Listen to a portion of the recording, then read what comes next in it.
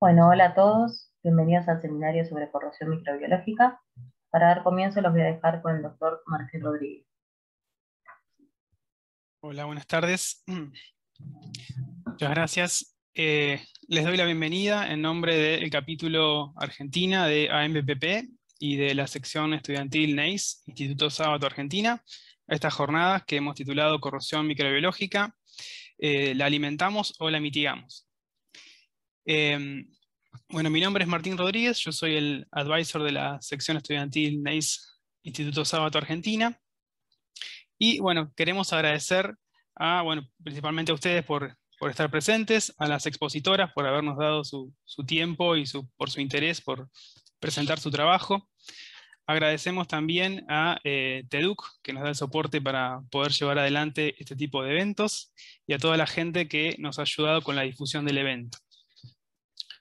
Bueno, como es habitual, nosotros vamos a tener un espacio especial para preguntas y respuestas al finalizar las dos charlas. Entonces le pedimos que hagan sus preguntas a través del chat, que se identifiquen ustedes, que identifiquen a la persona a la cual va dirigida la pregunta.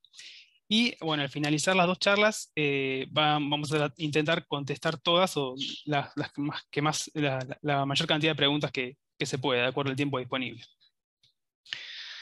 Bueno, tengo el gusto de presentarles a la primera expositora, que es la magíster María Clara Pagliarici, de ITEC, que nos va a realizar una presentación sobre la biodegradación de polímeros utilizados en recuperación terciaria y el incremento de los fenómenos MIC en las instalaciones de oil and gas. Bueno, María Clara, adelante, yo te voy a avisar cuando queden 5 minutos. Muchas gracias. Bueno, buenas tardes para todos, muchas gracias por la presentación. Vamos a dar inicio a la charla. En nuestro caso, vamos a estar desarrollando, digamos, la biodegradación de polímeros que son utilizados en la recuperación terciaria y el incremento de los fenómenos de corrosión inducida por microorganismos MIC en las instalaciones de oil and gas.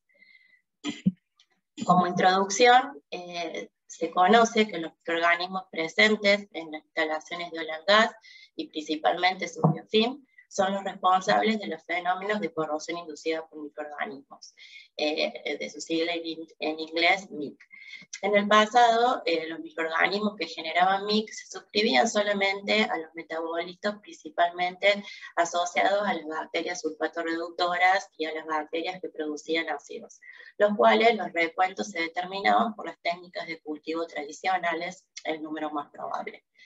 Actualmente, gracias al avance de las técnicas de biología molecular y al estudio del ADN, es posible conocer el microbioma presente en toda su totalidad y se incrementa nuestro conocimiento que hay entre las interacciones del microorganismo y el ambiente del oil and gas, pudiendo romper varios paradigmas.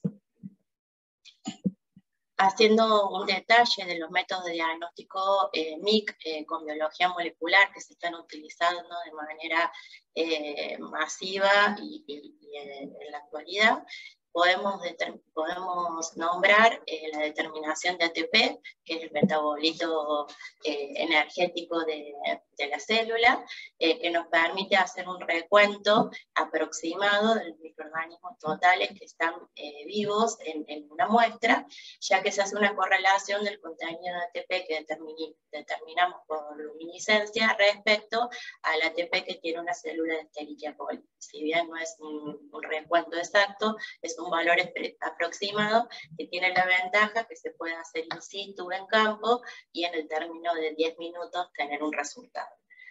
Luego, si partimos del ADN y hacemos una extracción de ADN, tanto de muestras líquidas como de muestras sólidas de biofilm, podemos hacer dos determinaciones. Por un lado, un recuento de grupos específicos de microorganismos que reemplaza el número más probable y que se llama la qPCR o reacción de polimerasa cuantitativa real time, que lo que hace es colocar primers de genes específicos en el ADN y poder cuantificarlo a través de fluorescencia. Por ejemplo, para las sulfatorreductoras se utiliza un primer del gen TCRA y podemos saber el número de bacterias sulfatorreductoras que tenemos en la muestra. Ahora, como partimos del ADN, vamos a estar viendo tanto células vivas como muertas, pero complementando con el resultado de ATP, vamos a tener una idea del recuento que hay en la muestra en análisis. Y por otro lado, tenemos una herramienta poderosa, que es el estudio metagenómico del gen 16S, que está en el ADN de la muestra ambiental, que es característico tanto de bacterias como de arqueas. Este estudio lo que nos ofrece, lo que nos arroja, es el porcentaje relativo de los géneros microbianos que están presentes en la muestra. Entonces podemos saber todos los géneros que están presentes y de allí determinar la criticidad para un determinado fenómeno que tenga esa muestra que estamos estudiando. Entonces, con estas tres herramientas podemos tener un análisis integral de la comunidad microbiana y tener un mapa completo. Luego, pensando en la recuperación terciaria, vemos que la recuperación terciaria o EOR no es ajena al efecto microbiano en el oil and gas. En este sistema de extracción se utilizan polímeros para aumentar la viscosidad del agua de inyección y así mejorar la permeabilidad. Hoy el polímero más utilizado es el HPAM, que es la policrilamida hidrolizada de alto peso molecular. ¿Cuál es la problemática? Este aditivo es biodegradable. Entonces, revisando los antecedentes, vamos a poder ver el efecto de la utilización de este polímero en las aguas de inyección de la recuperación terciaria y cómo se vincula con el microbioma presente en las instalaciones y si se incrementa o no el riesgo micro. A nivel de entender que el microbioma presente es mucho más que las sulfatorreductoras y las productoras de ácido, nosotros hemos hecho un trabajo desde ITEC en donde caracterizamos los microbiomas presentes de las instalaciones de oil and gas en Argentina, en muchas de sus cuencas, y pudimos determinar que hay muchos más metabolismos asociados a MIC que la sulfatorreducción y la producción de ácido. Por lo cual las técnicas de cultivo que tradicionalmente se usan para hacer seguimiento del microbioma son insuficientes. En este slide, por ejemplo, podemos ver el microbioma presente en aguas de inyección secundaria por estudio metagenómico, son 172 muestras analizadas. Este es un paper que publicamos en la conferencia de NACE del 2021, y podemos ver en distintos puntos críticos de control, pozos, unidades de separación, oleoductos, plantas de tratamiento de crudo, cómo aparecen géneros microbianos, fundamentalmente Arcobacter, Adenoviorum y Marinobacter. Y entonces vemos, por ejemplo, Arcobacter es una bacteria que oxida el azufre, que trabaja en sinergia con las sulfatas reductoras, es decir, que le da el sulfato para que ya lo metabolicen, y es un microorganismo que por número más probable de sulfato reductora no lo vamos a detectar. Lo mismo ocurre con la Adenoviorum, que en vez de reducir sulfato, es tiosulfato reductora, y en el caso de Marinobacter es una bacteria nitrato reductora, que como veremos en los estudios posteriores que buscamos, hay una sinergia con el crecimiento del biofilm en la instalación. Entonces, si lo vemos a nivel de metabolismo, vemos que hay un 40% de los géneros que identificamos que están relacionados con el ciclo del azufre, hay un 12% relacionado con la nitrato reducción, un 11% con respecto a la producción de ácido, un 11% con respecto a la formación de biofilm. Por ejemplo, las pseudomonas son muy formadoras de biofilm, un metabolito fermentativo en un 4%, después están las metagenómicas, las del ciclo del hidrógeno, las del ciclo del hierro y otras. por lo cual hay una gran diversidad. Entonces, en este trabajo, lo que podemos, digamos, resaltar es que los microbiomas presentes en instalaciones dependen del tipo de locación, si es un sistema de extracción convencional de petróleo o de gas o no convencional, es decir, encontramos una diversidad diferente. Y que los microorganismos identificados presentan metabolismos asociados a MIC que difieren de solamente la sulfatorreducción y la producción de ácido, y como ya lo nombró, lo inició, digamos, NACE con la Test Method 212 de 2018, si utilizamos las técnicas de cultivo, solamente estamos detectando el 0,1 de la población presente. En cambio, utilizando las técnicas de biología molecular, el ATP, la determinación por qPCR y el análisis metagenómico, podemos hacer un correcto diagnóstico de cuál es el microbioma presente y armar y diseñar y monitorear una estrategia de mitigación que sea adecuada. Luego me pareció interesante presentarles este trabajo de Kai-Jun Lee y su grupo de estudio en el 2015, que lo que hace es enunciar las propiedades del biofilm y su relación con la degradación del HPAM que contiene el agua de inyección en campos de terciaria en China. Los microorganismos pueden utilizar el HPAM como fuente de carbono y nitrógeno, causando su biodegradación y potenciando la formación de más biofilm. O sea, lo interesante de este estudio es que se focaliza en caracterizar cuáles son los microorganismos presentes en el biofilm, cómo es la composición de las sustancias poliméricas extracelulares, el EPS, que es la matriz del biofilm, en contacto con las aguas de inyección que tengan HPAM. Entonces, en esta figura detallada podemos ver, digamos, toda la caracterización que se hizo en el biofilm. Por un lado se determinaron qué microorganismos estaban presentes, bacterias y arqueas, por el estudio metagenómico. Luego se hizo una caracterización de los EPS del biofilm, o sea, de esta matriz de exopolisacáridos, cuantificando el ADN presente, las proteínas, los polisacáridos, los ácidos urónicos y húmicos. Y de esta manera, con el alto contenido de estos componentes, se pudo determinar que el biofilm que estaba presente o que ellos pudieron generar en el ensayo a través del agua de inyección estaba metabólicamente activo. También se determinaron componentes orgánicos e inorgánicos, gases, o sea, el contenido de metano, de hidrógeno, de sulfídrico y de dióxido de carbono, y se vieron los elementos en aniones y cationes. Y también se hizo una caracterización del HPAM en cuanto al contenido de ácido acrílico, en cuanto al contenido de los enlaces carbono-hidrógeno, carbono-oxígeno, carbono-nitrógeno por resonancia magnética nuclear, y se hizo un análisis de la dispersión del tamaño de partícula que se encontraba en la muestra. Entonces, en esta figura, que a mí me pareció muy interesante, se puede ver la degradación, digamos, la biodegradación del HPAM a través de las enzimas, que por una ruta anaeróbica, que es común en el oil and gas, podemos tener biomasa, metano, sulfídrico, dióxido de carbono y agua. Y fundamentalmente la presencia de los microorganismos, ¿no? Nos encontramos con 11 familias de bacterias y 3 órdenes de arqueas.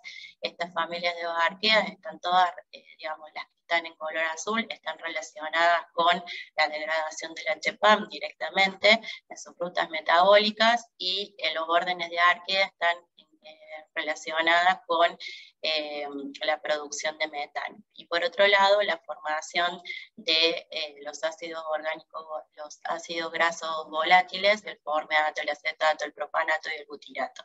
Entonces aquí se puede ver la sinergia entre todos estos microorganismos en la degradación, digamos, por un lado del HPAM, la generación de sulfatorreducción, la utilización del grupo amino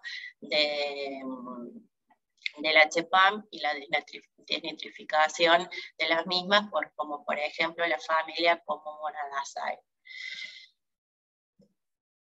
Entonces, también me parece importante mostrarles cómo cambia la diversidad microbiana entre una muestra líquida que contiene HPAM y el biofilm que genera. Fíjense que hay mucha más diversidad microbiana en el biofilm, aparecen 6 familias nuevas, y lo mismo ocurre en menos orden. Como estamos trabajando a órdenes, no se logra ver toda la diversidad que se incrementa entre líquidos y biofilm, ¿no? Porque no se llegó al detalle de género de arqueas. Entonces, como conclusión, es importante a tener en cuenta es que las muestras líquidas tienen un microbioma diferente a las muestras de biofilm. Es decir, que hay que poder monitorear las dos partes. Dentro del biofilm nos encontramos con 11 familias de bacterias y 3 órdenes de arqueas. Las familias de bacterias que realizan la degradación principal del HPAM demostrada en este estudio, con todo un análisis, con todo este análisis completo que se hizo de los microorganismos, el biofilm y los metabolitos que se generaban en la Oxalobacteriaceae, la Lactobacteriaceae, la Alpigenaceae, la Pseudomonadaceae y la Desulfobulboaceae. A su vez, también en el trabajo se ve la sinergia en el consorcio microbiano, por ejemplo, que el grupo amino del HPAM se transforma en amoníaco y es metabolizado por las nitrato reductoras, que las exoenzimas que degradan el HPAM vienen de las familias de las Pseudomonadaceae, es decir, que si tenemos pseudomonas tenemos una alta chance de poder degradar el HPAM, y que hay una actividad metanogénica que termina de metabolizar el carbono que se está rompiendo, que se está liberando en la muestra, a metano como último producto final del metabolismo microbiano. Y luego, yendo más a lo concreto, en un caso de estudio que realizamos en ITEP, en donde evaluamos la biodegradación del HPAM y su afectación MIC en la terciaria. Esto lo hicimos junto con Albert Saavedra, Juliana Soler Arango, Florencia Fernández, Catalina Rusante y Solana Rosales. Aplicamos la siguiente metodología. Primero caracterizamos qué microbioma presente estaba en el agua de inyección, determinamos su recuento por LTP y por qPCR e hicimos un análisis metagenómico. Luego se hizo un cultivo in vitro, es decir, que se hizo una concentración de la biomasa de las muestras y se las volvió a cultivar en un cultivo de una fisicoquímica similar, en donde solamente se agregó como fuente de carbono el HPAM. Se hizo luego de la incubación una caracterización del microbioma presente para ver cómo se había modificado, y además también se determinó la variación de viscosidad durante la incubación microbiana. Entonces acá podemos ver la caracterización, digamos, del microbioma inicial, en donde tenemos una fuerte presencia de Arcobacter y Pseudomonas, con un recuento de ATP y el equivalente en microbianos por mililitro, esto que les decía de la correlación con el contenido de ATP que tiene una célula de Escherichia coli, del orden de 1 millón, en bacterias totales estamos con el orden de 10 a la 5, en sulfato reductora, fíjense que estamos en el orden de 10 a la 2, es decir, que hay mucho menos sulfato reductoras, no son las mayoritarias, y por otro lado las arqueas totales que son menos de 10. Luego se hizo esta incubación por 7 días en una condición anóxica de atmósfera de nitrógeno. Se hizo un cultivo en una solución con una fisicoquímica similar al agua de inyección. Se le agregó cloruro de amonio, extracto de levadura y fosfato monopotásico, y las 1800 ppm de HPAM en los testigos. Entonces ven los viales con turbidez en los que tuvieron desarrollo microbiano, que son los testigos y que tienen el HPAM, y los viales transparentes son los controles. Ahí hicimos entonces la comparación por metagenómica del inóculo respecto a la degradación de polímeros, y vimos, por ejemplo, que el género que está por debajo del 2%, que es Proteiniform, en la incubación, o sea, luego de la incubación, aumenta al 82%, pasa a ser mayoritario. Es decir, que Proteiniform es capaz de degradar el HPAM, y es un género bacteriano que es productor de ácido y que genera amoníaco en condiciones anaeróbicas. Entonces, y además el ATP aumentó 3 logaritmos, o sea que aumentó 3 órdenes de magnitud. Es decir, que hay un incremento de biomasa y además una mayor criticidad. Luego, si vemos la variación de viscosidad durante la incubación microbiana, si comparamos los controles con respecto a los testigos, se ve una disminución de viscosidad del 8% y una tasa de consumo similar, o que sería acorde a esta reducción de viscosidad. Entonces, se corrobora la biodegradación con el HPAM. Entonces, revisando todo este panorama y todos estos inducios que nosotros vemos en la biodegradación del HPAM, nos animamos a recomendar que en dos aspectos con respecto al seguimiento de la corrosión inducida por microorganismos en la terciaria. Por un lado, el diagnóstico y el monitoreo, en donde nosotros consideramos que cuando iniciamos un proyecto de terciaria hay que disponer de una línea base del microbioma planctónico, pero fundamentalmente del CECIL, seleccionando los puntos críticos de control que consideremos que son los más relevantes, utilizando datos de proceso, viendo dónde el HPAM va a impactar más, utilizando los registros de velocidad de corrosión, las fallas y eventos, es decir, tener un mapa completo de cuál es nuestra situación en el tiempo cero. Y luego ir monitoreando cómo va cambiando esa situación y la criticidad MIC a través de las técnicas de biología molecular, que ya dijimos, la determinación de ATP, qPCR y metagenómica. Importante es que se establezcan protocolos específicos de trabajo, porque las muestras líquidas con HPAM son muy viscosas, y entonces las técnicas de acondicionamiento de muestras para extracción de ADN tienen que ser revisadas. Y por otro lado, el análisis integral de los cupones, es decir, utilizar los cupones de corrosión para poder ver la criticidad, digamos, de la velocidad de corrosión por gravimetría, la morfología, el picado, pero aprovechar los depósitos de ese cupón para, por un lado, ver los productos de corrosión y utilizarlos para extraer ADN y hacer análisis de ATP. Entonces tenemos un combo completo de lo que hay en la muestra y lo que genera. Creo que es la evidencia más objetiva del efecto.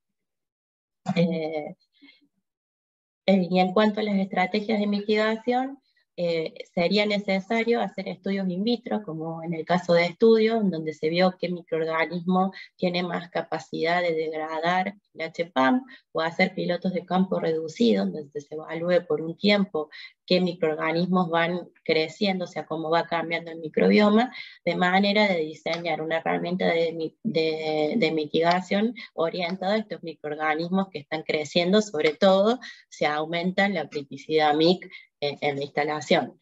Entonces, hay que utilizar una tecnología de selección de tratamiento biocida que sea eficiente respecto a los géneros que degradan el HPAM, como dije recién, tener cuidado con la compatibilidad del HPAM con la química que utilicemos, ver que el producto tenga buena performance en las platónicas, pero fundamentalmente en los biofilm, y hacer testeos continuos de la aplicación, es decir, buscar herramientas de respuesta rápida para saber si el esquema la estrategia de mitigación que estamos utilizando es la correcta o no. ATP pre y post-bacheo, qPCR bimensual, proponemos una metagenómica semestral, habrá que ver cómo se van viendo siempre los cambios en el microbioma a nivel de recuento, por ahí las frecuencias pueden variar según el caso. A mí me gusta, este es un trabajo que hemos hecho con mucha gente, así que les presento, nosotros trabajamos con tecnólogos, analistas, doctorandos, postdoc, investigadores en ITEC, con el Instituto CEFOBI, que se encarga de la extracción de ADN y las reacciones de qPCR, con la Universidad Nacional de Quilmes, que hace análisis metagenómico y bioinformático, con la empresa Infomics, que hace un soporte bioinformático de una base de datos in-house y de estudios estadísticos que nosotros tenemos de toda la población microbiana que venimos detectando en la Argentina, de la empresa Clarity Laboratories, que es licenciario de los servicios MIC en ITEC, y los referentes de los activos del oil and gas en Argentina, que sin ellos todos estos estudios no serían posibles. Así que desde ya muchas gracias por su tiempo y por sumarse a este evento.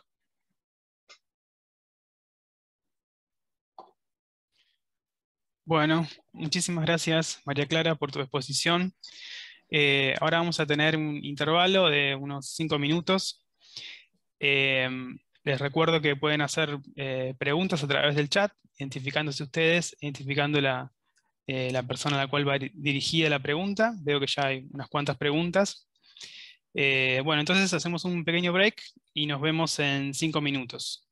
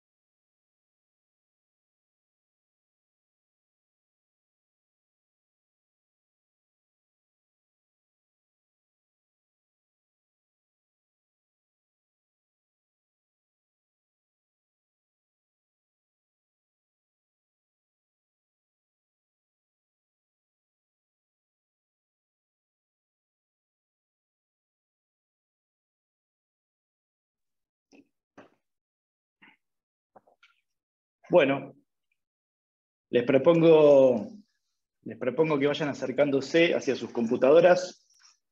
Daremos inicio a la segunda y última parte de este seminario, organizado por el capítulo argentino de AMPP, ex sección NEIS, TEDUC, y la sección estudiantil del Instituto Sábato. Les recuerdo que al final de la charla habrá una sección de preguntas y respuestas. Durante la charla pueden ir formulándolas, así hace maximiza el tiempo del expositor y podemos tratar las preguntas más rápidamente.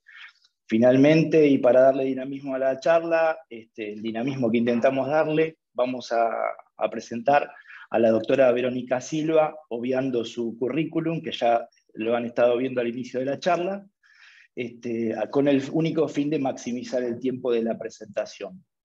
Así que si estás lista, Verónica, te doy la palabra.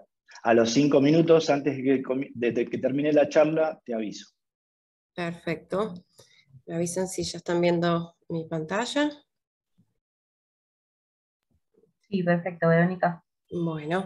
Bueno, buenas tardes a todos. Muchas gracias por acompañarnos ahora en esta segunda parte y muy agradecida a los organizadores por invitarme nuevamente a compartir este momento con todos los invitados. En esta oportunidad vamos a hablar un poco de algo diferente, los que me han escuchado en algunas otras presentaciones, más bien en lugar de presentar casos y casos de estudio de Argentina y demás, vamos a hablar más que todo de lo que estamos haciendo y qué es lo que se viene en términos de algunas ideas para desarrollar nuevos productos enfocados en tecnologías que por ahora no están del todo masificadas. Antes de avanzar, para los que me conocen, perdón, voy a achicar esto para que me vean bien.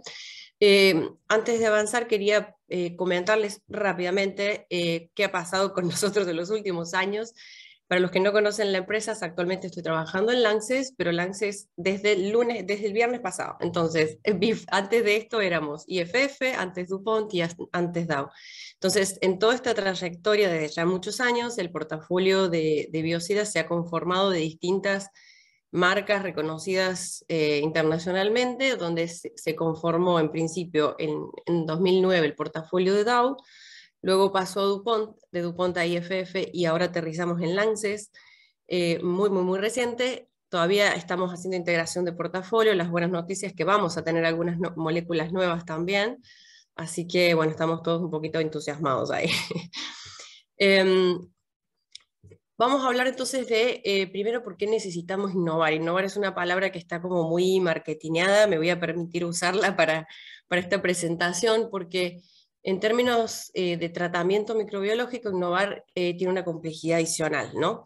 ¿Y por qué digo esto? Porque los microorganismos, como ya lo tenemos más que visto con tema COVID, tienen esta inmensa capacidad de adaptación al ambiente, y en el caso particular de oil and gas, a los químicos que les ponemos. Entonces, esa adaptación hace que cada vez sea más difícil de tratar. Entonces, para nosotros significa adaptarnos en términos de ir un paso adelante, de entender qué es lo que hace falta y cómo empezar a tomar acción antes de que veamos estos cambios un poco de manera irreversible.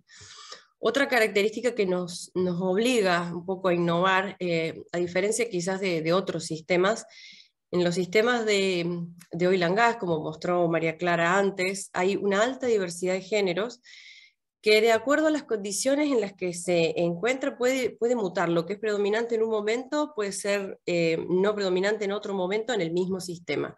Entonces, cuando desarrollamos biocidas, lo que buscamos es que sean de amplio espectro para que cubra todo, pero obviamente esto va a generar algunas interacciones que ya voy a avanzar un poquito más adelante, que nos va a llevar a que no todos los tratamientos sean igual de efectivos, ¿sí? Entonces, nuestro desafío siempre es estar buscando nuevas y mejores opciones de tratamiento, y no solo de químicos, sino de cómo aplicar esos químicos, cómo monitorearlos, así como mencionaba María Clara con las técnicas, y cómo hacer mejores tratamientos integrales, ¿no? Nosotros casi siempre, en general, estamos siempre tratando de ver cuáles son los desafíos que encontramos cuando hablamos y hacemos la lista de, bueno, qué es lo que debemos atacar, para dónde tenemos que dirigirnos. Surgen muchas cosas, y he citado estas tres acá porque son, por decirlo de alguna manera, las problemáticas más pedidas, por decirlo así, las más difíciles, y en las que por ahí podemos tener soluciones temporales, pero no permanentes. Entonces, las tres que voy a mencionar son incrustaciones de sulfuro de hierro, agriamiento de pozos, y biofilm ya formado, porque hemos hablado también en el pasado de biofilm, prevención de formación de biofilm, pero biofilm ya formado tiene una complejidad mucho mayor para tratamiento, y las consecuencias de que se mantenga ese biofilm en el sistema son, bueno, las que están mencionadas ahí, ¿no? Corrosión bajo depósito, pérdida de presión, reinoculación posterior, etc. Entonces, por cuestiones de tiempo, yo quería mencionar estas tres, porque para cada una de estas tres ya estamos trabajando en productos distintos de los que actualmente conocen, pero no me va a dar tiempo a explicar todo, entonces me voy a centrar solamente en la última, que es la de tratamiento de biofilm ya formado. Entonces, antes de pasar a las soluciones por sí mismas, voy a explicar brevemente cómo se genera esta formación de biofilm. Hay una etapa inicial, que es la de adherencia inicial, donde necesitamos una superficie, obviamente, donde se va a generar esa adherencia, y algunos microorganismos que ya tengan en su génesis la posibilidad de adherirse a la superficie, una superficie que, si es cuanto más rugosa o imperfecta, más fácil para que esto ocurra, y sobre esta capa se van a formar otras, se van a sentar o se van a consorciar otros microorganismos, y van a empezar a generar este famoso biofilm, que en esta etapa es visible solo con microscopía SEM, por ejemplo, pero que si le damos tiempo y condiciones va a crecer, va a madurar, vamos a poder verlo de manera visible, como se ve en esta placa, y cada vez va a ser más grande, más visible, más difícil, hasta que llegamos a esta etapa 4, que llamamos maduración 2, donde lo que vemos es todo esto que está marcado ahí con naranja, como este material extracelular, los famosos EPS, que es todo un material polémico también, ¿no? Polimérico, que está encubriendo todos los microorganismos de la superficie. Debajo de esa superficie es un ambiente anaeróbico, independientemente de lo que ocurra por encima del biofilm. Puede ser un tanque abierto a la atmósfera y estar con oxígeno, pero debajo del biofilm tenemos una superficie anaeróbica, lo cual favorece todos estos microorganismos que ya mencionamos, generan corrosión y demás. Podría existir una etapa última, que es la de dispersión, que es donde por sí misma la biopelícula no resiste esa presión interna de tanto crecimiento y termina como explotando.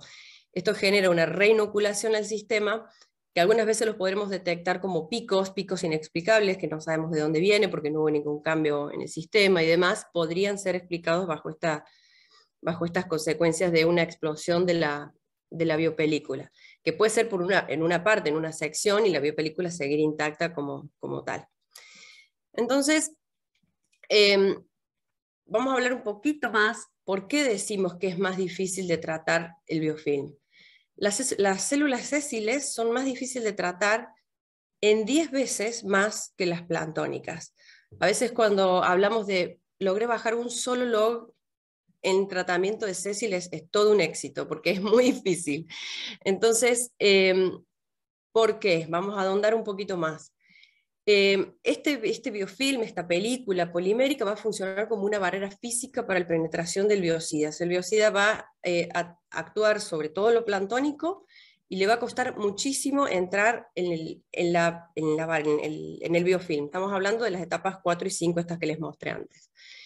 Entonces, va a pasar, así como entra, pasa, y no va a tener efecto sobre la biopelícula.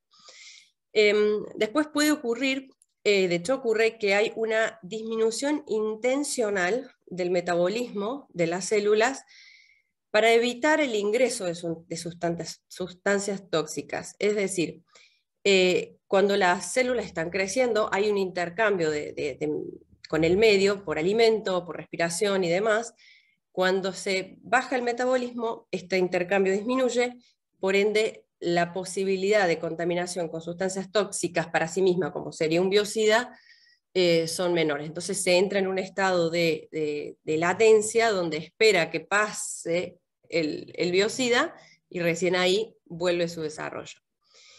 Y hay otra posibilidad, que es que las células se transforman o generan una variante que le llaman células persistentes, donde en realidad es como si fuera una especie de mutación que va a desarrollar una variante que ya es tolerante al ataque químico. Esto podría pasar dentro del biofilm. Entonces, lo que hace nuevamente es disminuye su reproducción durante esta etapa que está el biocida dando vueltas, y después que el biocida pasó, retoma con mayor fuerza, ¿sí? Esta es una explicación teórica, que tiene bastante sustento en el por qué está la dificultad de controlar las céciles en el biofilm.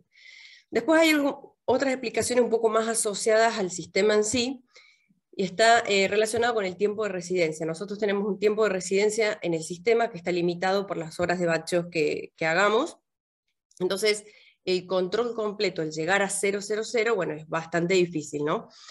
Entonces, eso nos va a limitar que puede ser que tengamos un control, una disminución, pasa el biocida y esos, no sé, 10 a la 2, 10 a la 3 que quedaron, si están en el sistema biofilm, van a encontrar cómo desarrollarse muy rápidamente y muy fácilmente.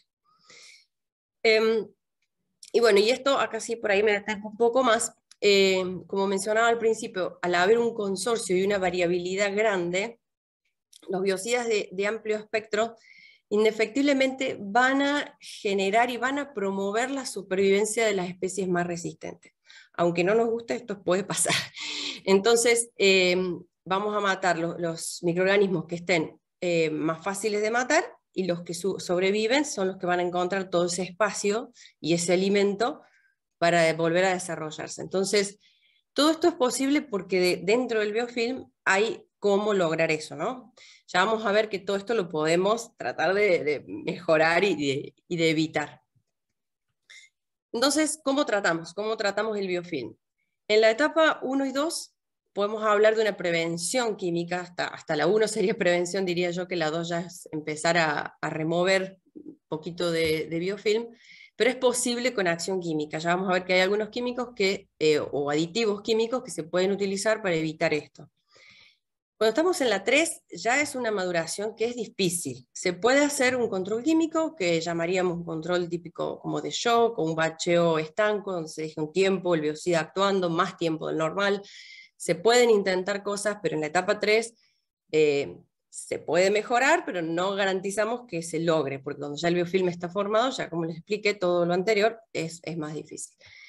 Y ya en la etapa 4 y 5 no queda otra que remoción mecánica.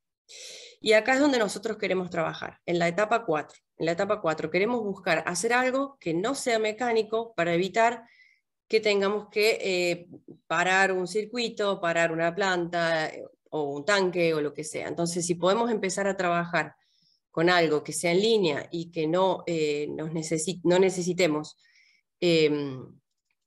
parar el sistema para poner el chancho o limpiar el tanque o lo que sea, esa es la idea. Con biocidas, hasta el momento, no es posible.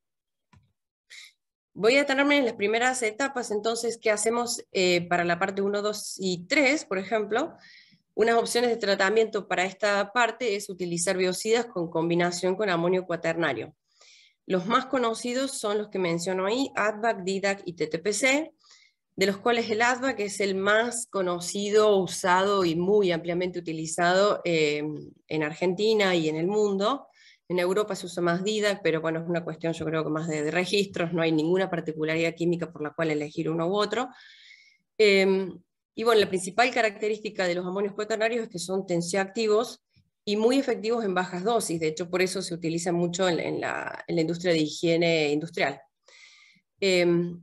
Una de las contrapartidas es que produce mucha espuma, por eso hay que tener mucho cuidado con la dosificación cuando lo ponemos en sistemas de producción que luego van a separación.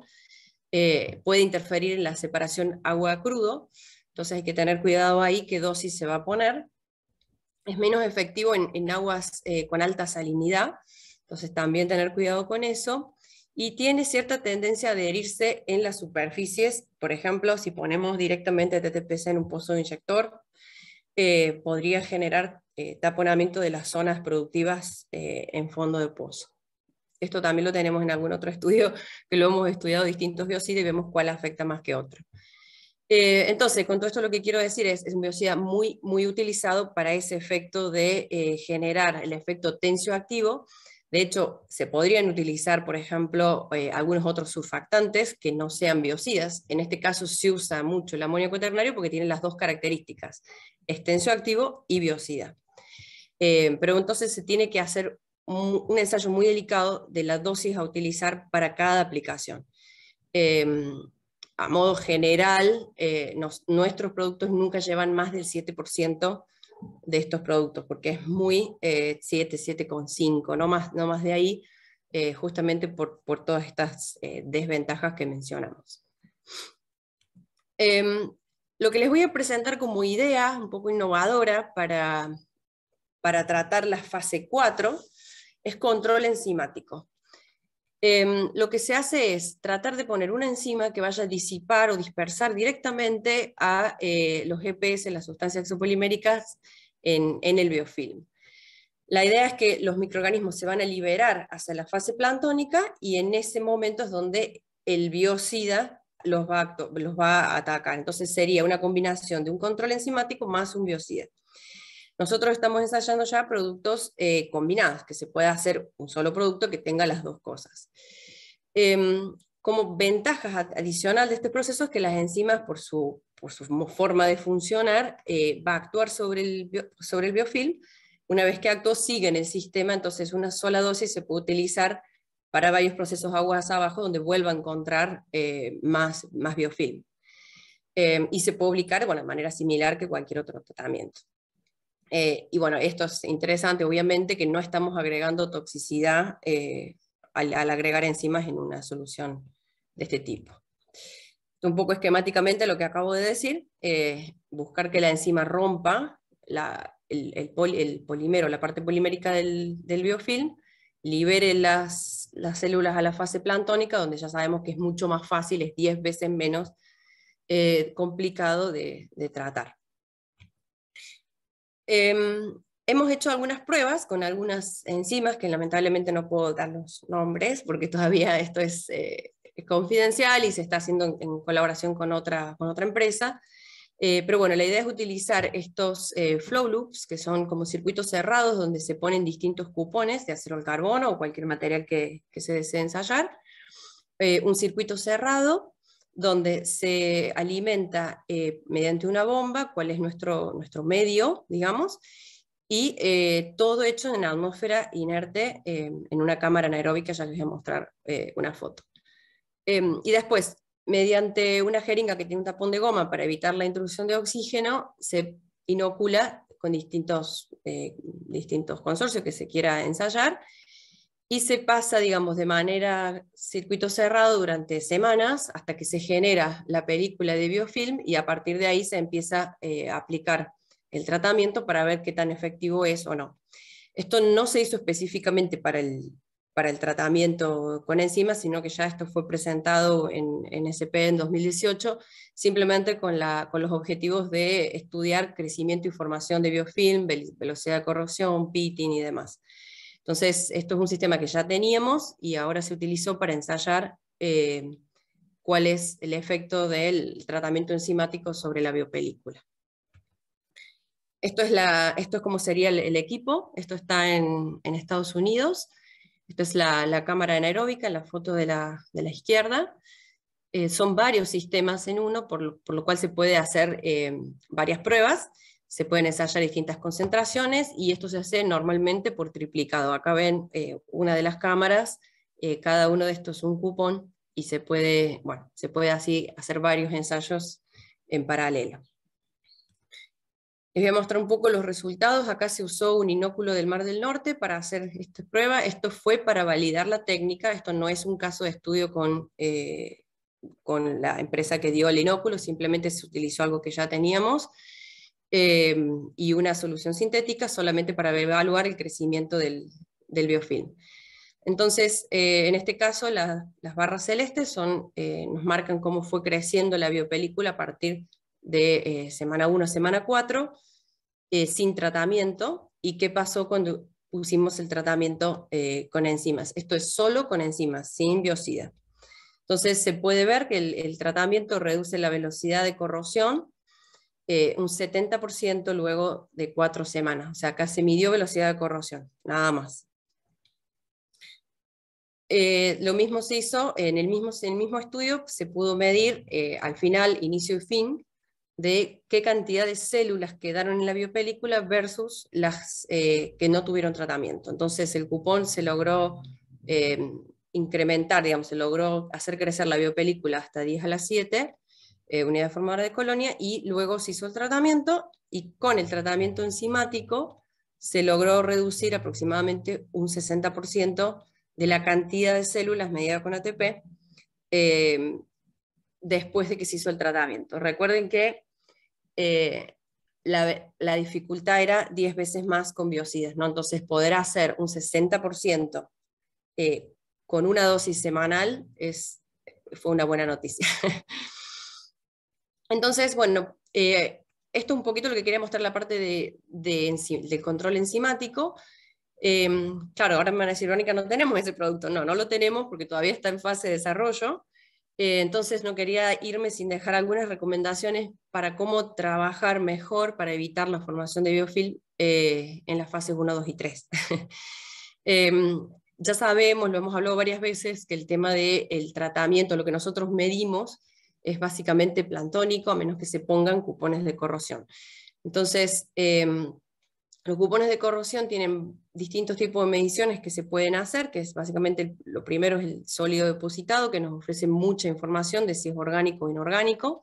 Puede haber un agravamiento del problema, porque también tenemos sustancias inorgánicas en el sistema. Después se puede remover todo este material que está en el cupón y medir por diferencia de peso para sacar la velocidad de corrosión. Y por último, hacer la inspección de superficie con microscopio y demás para medir la profundidad del pitting, si es que hubiera y demás. Entonces el cupón por sí mismo nos da mucha información.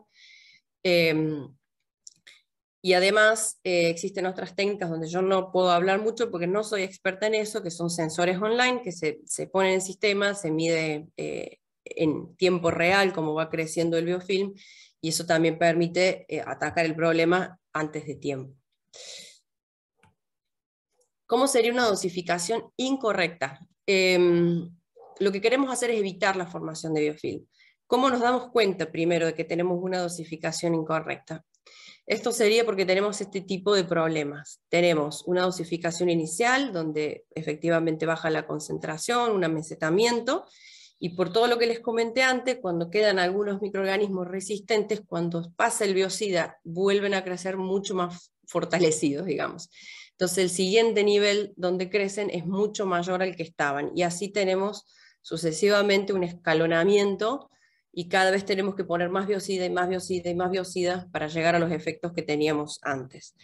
Entonces, ¿cuándo puede pasar esto? No digo que va a pasar, digo que podría pasar con tratamientos en continuos de baja dosis, con tratamientos en batch de frecuencias bajas, con tratamientos de biocidas rápidos en dosis bajas, y esto lo enfatizo porque lo que mata es la dosis. Y también la utilización de biocidas que interfieren con otras químicas, y acá me apoyo en lo que mencionaba María Clara.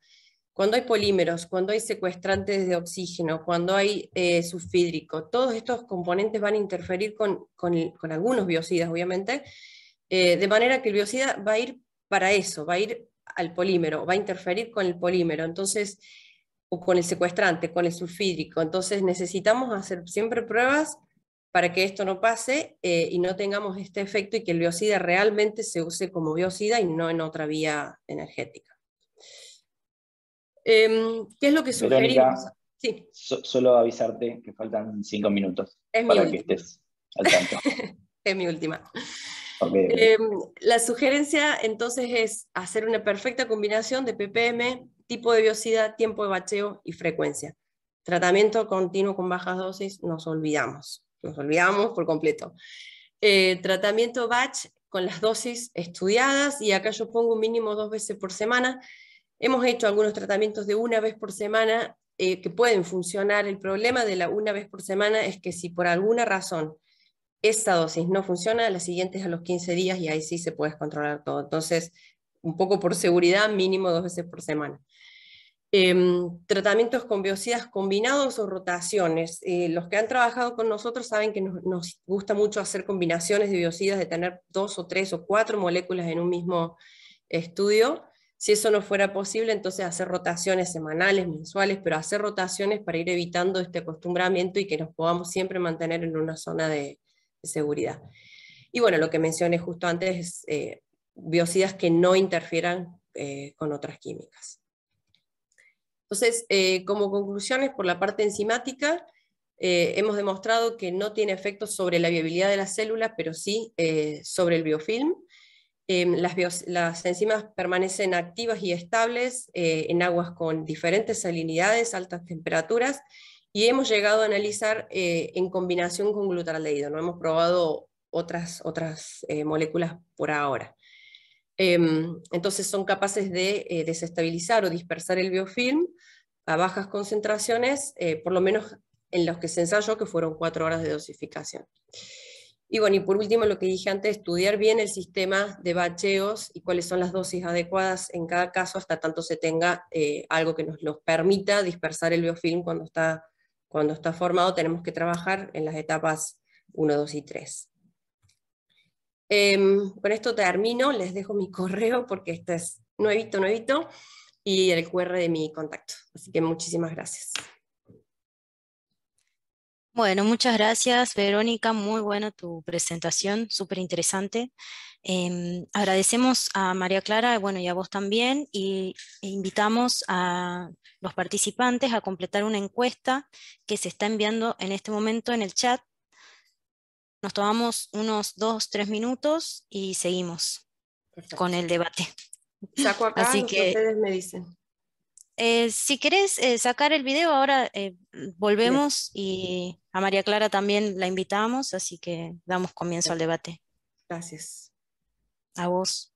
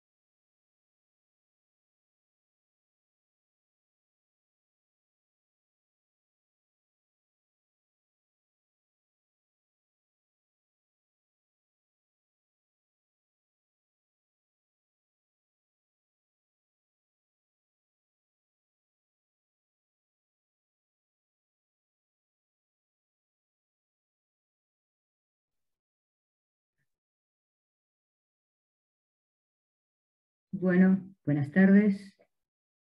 Si ya estamos terminando con la encuesta, podemos empezar, porque les digo que tenemos muchas preguntas. Además, les comento que muchas expresiones muy enfáticas y positivas respecto de lo interesante de las charlas, todo el mundo pidiendo si la pueden volver a ver, así que si la quieren volver a ver, es porque hubo muchas cosas interesantes, así que les agradecemos nuevamente a las dos por las excelentes presentaciones, y sin más trámite, si les parece, vamos para las preguntas. Tenemos algunas.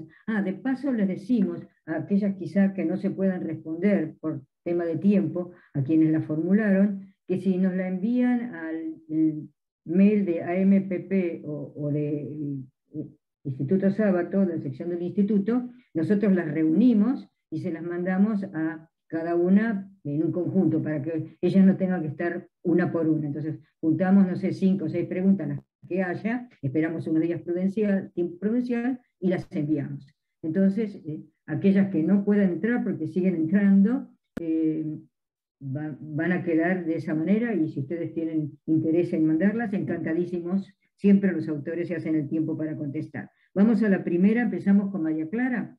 La pregunta dice: ¿la caracterización del microbioma por biología molecular se puede realizar en campo?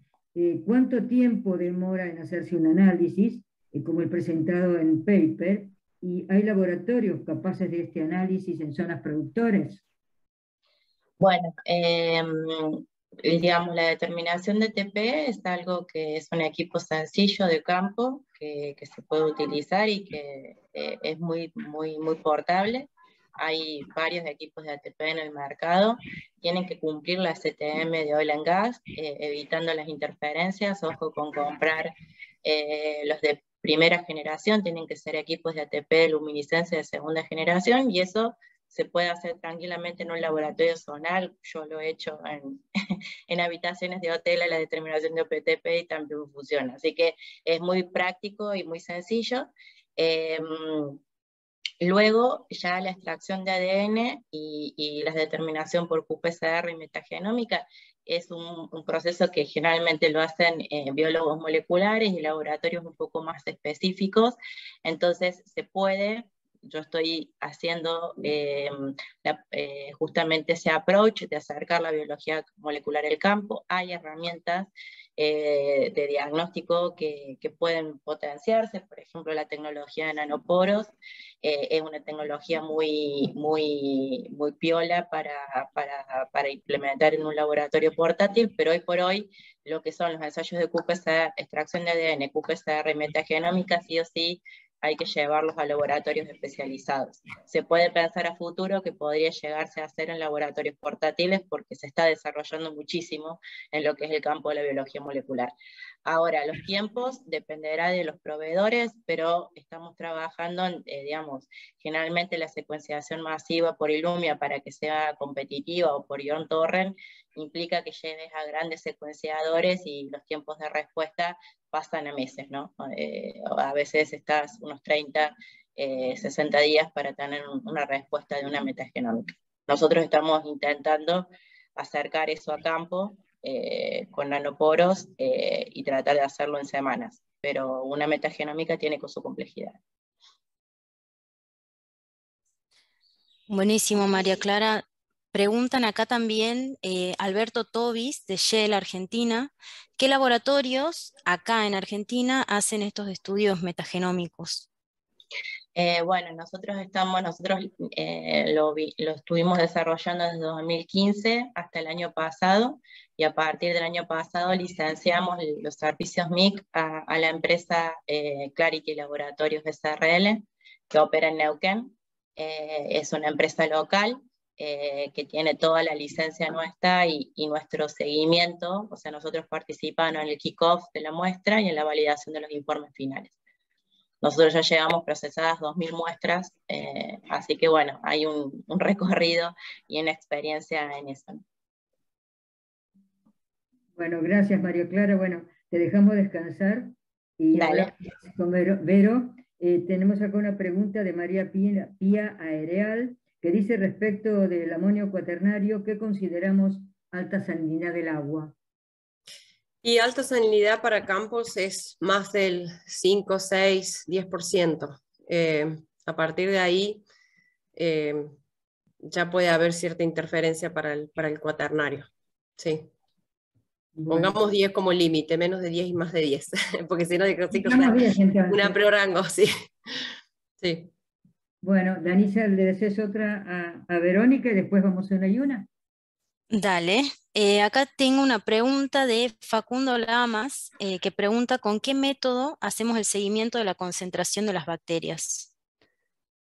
Uy, concentración en el biofilm, o no entendí la pregunta, no sé si la podrán... A ver, para medir contaminación son todos los métodos que describió María Clara al principio. Hay de todo, digamos. Concentración, no contaminación. ¿Perdón? Está hablando de concentración. Claro. Sí, sí, es más o menos lo mismo. O sea, concentración, si él se refiere al biofilm, específicamente sería el cupón. El cupón de corrosión es el que va a recoger la mayor cantidad de células depositadas sobre la superficie. Con el cupón lo podríamos determinar y después al cupón hay que hacerle esos ensayos que mencionaba. Se puede hacer por raspado, medir diferencia de peso. También se puede hacer hisopado con ATP, se puede medir qPCR, se puede hacer cualquiera de las técnicas que son posibles para planctónicos, son igual de posibles para sésiles. Ahí Facundo propone si puede abrir el micrófono para aclarar la pregunta. ¿Podríamos hacer eso? Sí, Dolo puede hacerlo, creo. ¿El micrófono a quién, perdón? A Facundo Lamas. Déjame ver porque en realidad es solo para los panelistas, pero guarda un segundito. Si quieren vamos avanzando con otras preguntas y podemos volver después. Si no, Facundo, que se contacte conmigo y lo podemos tomar. Claro, bueno, Hola, ahí se Ahí la escucha. habilité. Sí, ante todo, muchas gracias, Verónica, la verdad, excelente toda la explicación. Sabes que bueno, nosotros estamos en la zona de Chubut y Santa Cruz Norte, y realmente gastamos un montón del presupuesto en biocida para la mitigación de la corrosión microbiológica. Y la realidad que hay zonas donde la cantidad de fallas nos vienen golpeando, el mecanismo de daño ya tenemos acertado que fue corrosión microbiana, pero no estamos logrando tener un buen monitoreo de cuál es el problema. Sabemos corrosión microbiana, pero no sabemos si es efectiva las acciones que estamos tomando.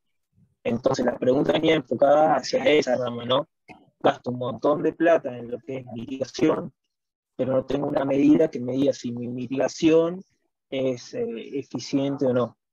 Claro, ahí tenés que hacer un programa de monitoreo adecuado, digamos, desde inicio a fin. Poco te sirve hacer muestras puntuales, tenés que hacer, o sea, yo voy a implementar un programa de tratamiento, entonces tenés que empezar una medición antes del tratamiento y puntos específicos para los lugares donde el tratamiento que hagas va a ser efectivo o no.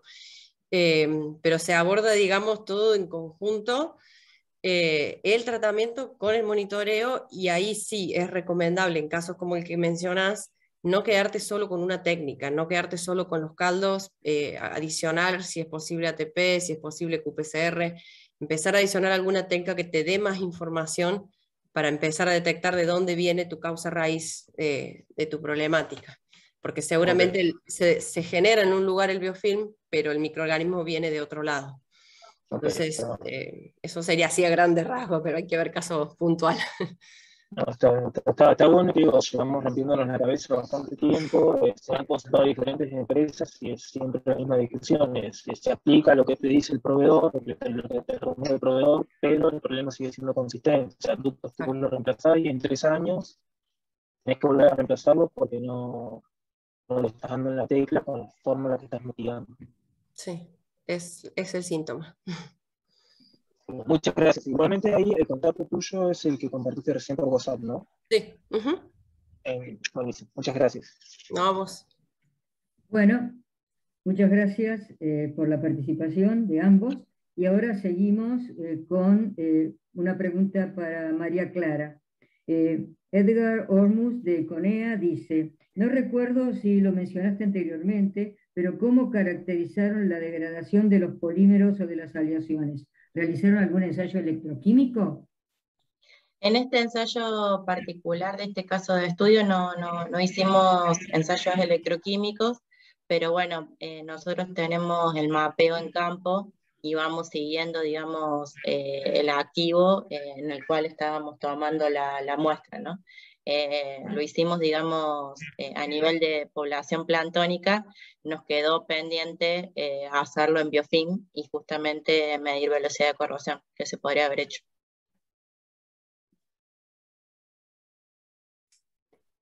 Bien, y tengo una pregunta para Verónica de Augusto Croce de CAPSA. Pregunta si son compatibles el tratamiento de enzimas y la aplicación de HPAM. Muy buena pregunta. La estaba esperando, dado la combinación de nuestras dos. No lo tenemos estudiado, Augusto. Empezamos por tratamiento biofilm tradicional, digamos. No lo tenemos estudiado, obviamente habría que estudiar el polímero, el HPAM es un polímero aniónico, entonces la enzima que va a atacar al polímero del biofilm, habría que estudiar qué tan compatible es esa enzima con el polímero HPAM. Entonces no te puedo dar una respuesta ahora, porque honestamente no lo tenemos estudiado, pero sí, a mí me queda como la esperanza, digamos, que enzimas hay cientos de miles, entonces es cuestión de encontrar la adecuada.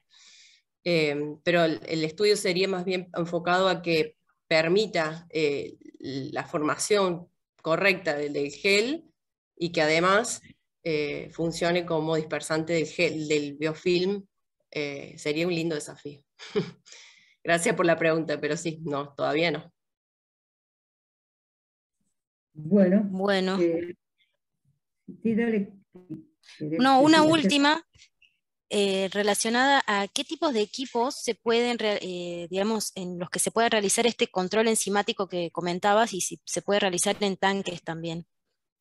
Sí, no hay problema. Nosotros lo estudiamos en estos Fluke Loops porque es la forma, digamos, fácil de estudiar en el laboratorio. Pero no habría problema, ¿no? Está pensado justamente para que los que les comentaba al principio, que pueda uno dosificarlo en un punto y que las enzimas sigan aguas abajo y vayan pasando por distintas partes del sistema. Obviamente en algún punto decae la actividad enzimática, pero la idea es que vaya pasando por todo el sistema y pueda tener efecto en todos lados. Bueno, hacemos una más para María Clara, ya les digo que quedan muchas, pero bueno, más o menos tratamos de ir cumpliendo con los horarios y estamos más o menos en hora, ¿no? Así que todas las que quieran enviar son muy bienvenidas si las envían por mail, Pero y María Clara las van a contestar. Aquí Karina Cherbly pregunta para María Clara, ¿el ATP detecta solamente población bacteriana viva o también aquellos que están en estado latente? Digamos, depende del kit de depende del kit de determinación de ATP. Si se utiliza una enzima que es la luciferasa, solamente vas a ver el ATP de la población viva. Ahora, si usas otra enzima que se llama AMP, si no mal no recuerdo, ahí vas a detectar, digamos, las bacterias latentes o durmientes, digamos. Entonces, se puede desarrollar, hoy comercialmente es más sencillo conseguir el ATP de las vivas, ya que, digamos, el de las latentes a nivel comercial está asociado a una empresa química, entonces es más complicado medir las dos cosas, ¿no? El AMP por un lado y el ATP por el otro.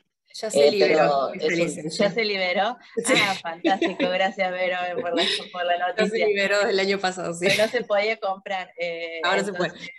Si no, teníamos que desarrollar in-house la determinación del AMP para ver las latentes. Así que bueno, es una buena noticia, Vero. Bueno, ok, creo que podemos terminar aquí. Les agradecemos mucho nuevamente a las dos y a todas las personas que nos acompañaron. Tuvimos más de 250 asistentes de muchos lugares de Latinoamérica y del mundo, así que estamos muy contentos por haber logrado esa convocatoria. Bueno, llegan las muchas gracias, los saludos para ustedes, yo los estoy viendo acá y se los quiero retransmitir. Por hoy nada más, ya pronto estamos empezando a pensar en la siguiente, así que en cuanto tengamos todo armado, les vamos a informar a todos cuál es nuestro próximo encuentro. Por hoy creo que decimos misión cumplida. Un aplauso para ustedes. Muchas gracias.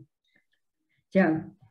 Chao, muchas gracias. Gracias a todos. Chao. Gracias a Dolores. Gracias, Teresa. Gracias a todos. Saludos. Gracias a todos. Chao, chao. Chao.